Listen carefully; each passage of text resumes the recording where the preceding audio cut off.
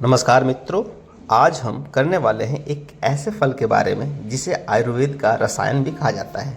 दोस्तों, इस फल का नाम है आंवला।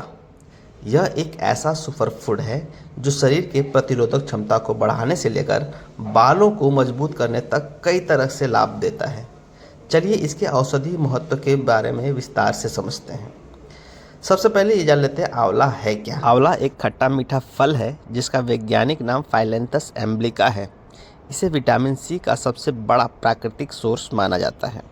आयुर्वेद में इसे त्रिदोष नाशक और रोग प्रतिरोधक फल के रूप में वर्णित किया गया है। अब हम जान लेते हैं दोस्तों कि आंवला का औषधीय महत्व क्या होता है। सबसे पहला इसका महत्व होता है एंटीऑक्सीडेंट के रूप में। यदि हमारे शरीर में या हमारे शरीर के मेटाबॉलिज्म के द्वारा कोई विषैले पदार्थ उत्पन्न होते हैं तो उनको ख़त्म करने का काम करता है। दूसरा होता है इम्यूनिटी बूस्टर, रोग से लड़ने की क्षमता बढ़ाता है। तीसरा है एंटी इन्फ्लामेटरी यानी सूजन और दर्द में राहत प्रदान करता है। चौथा होता है एंटी एजिंग यानी त्वचा को युवा और चमकदार बनाता है। पाँचवा होता है हृदय संरक्षक यानी कोलेस्ट्रॉल को भी कम करने में यह सहायक होता है। छठा होता है एंटी डायबिटिक यानी रक्त शर्करा नियंत्रित करने में उपयोगी होता है।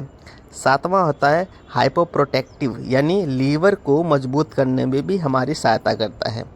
बात करें आठवें की तो पाचन सुधारना यानी कब्ज, गैस, एसिडिटी को ख़त्म करने में हमारी सहायता करता है। अब हम जान लेते हैं दोस्तों आंवला के उपयोग के तरीके के बारे में। सबसे पहला है ताज़ा आंवला जूस यानी 10 से 20 ml सुबह खाली पेट यदि आप पीते हैं तो इससे आपकी इम्यूनिटी क्या होती है, स्ट्रांग होती है।